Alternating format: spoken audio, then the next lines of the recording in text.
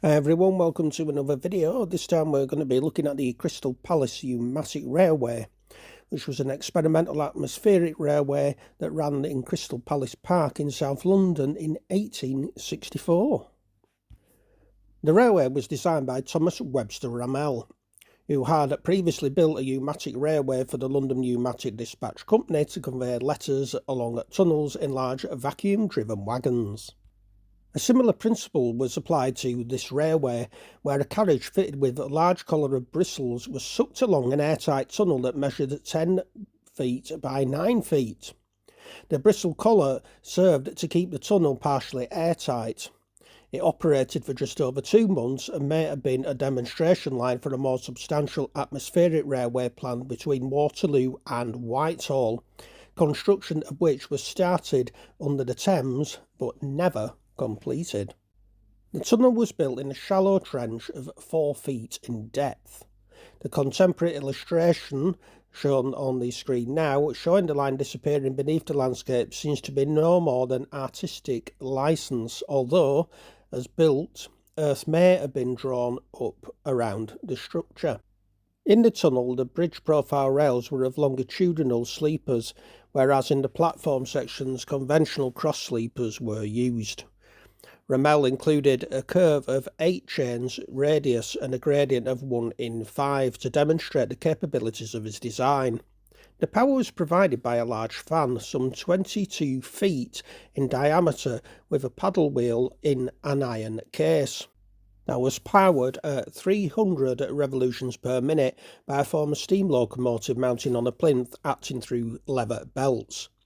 An arch brick tunnel 8 feet high led from a below ground chamber and an engine house to the side of the running tunnel.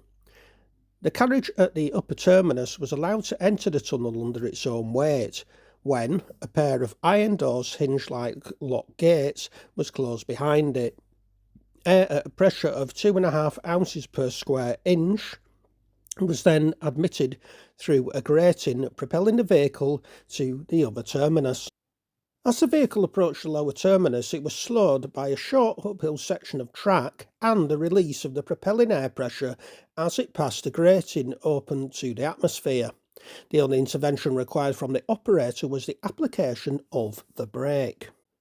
On return journeys, the fan was reversed to create a vacuum to suck the carriage backwards, whilst the carriage used its brakes to come to a stop.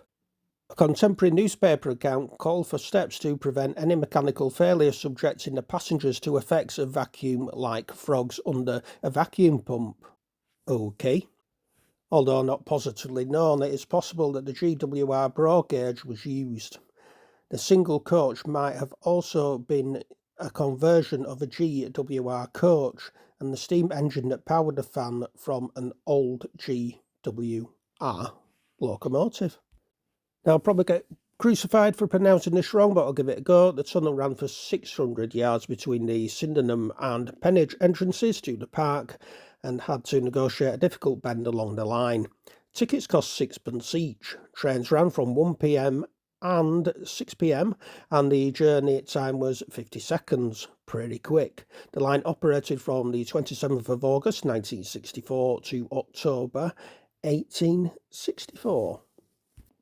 It is unclear what became of the line, as records do not state what happened after it ceased to operate, although it had been suggested that Ramel had originally constructed a small line as a test for a larger atmospheric railway that was to run between Waterloo and Whitehall. A formal excavation was conducted at the site of the upper station in August 1975. A brick tunnel, too small to be the running tunnel, and what was thought to be a retaining wall were found. The running tunnel was not found, and some believe that it may have been destroyed by construction work for the Festival Empire celebrations in 1911. It has been rumoured that the site of the railway is haunted, a popular urban legend of the 1930s, partially connected with stories surrounding Crystal Palace railway station. In 1978, a woman claimed to have found the tunnel and to have seen within it an old railway carriage filled with skeletons in Victorian outfits. This legend has been developed into the novel Strange Air by fantasy writer Tom Brown. Fact or fantasy?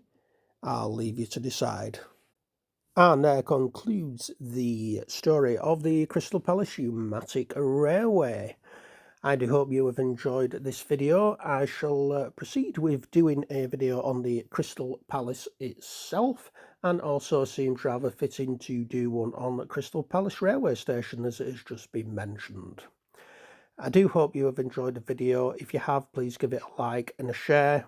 Subscribe to the channel if you wish, entirely up to you, totally free. It's up to you. Anyway, do take care.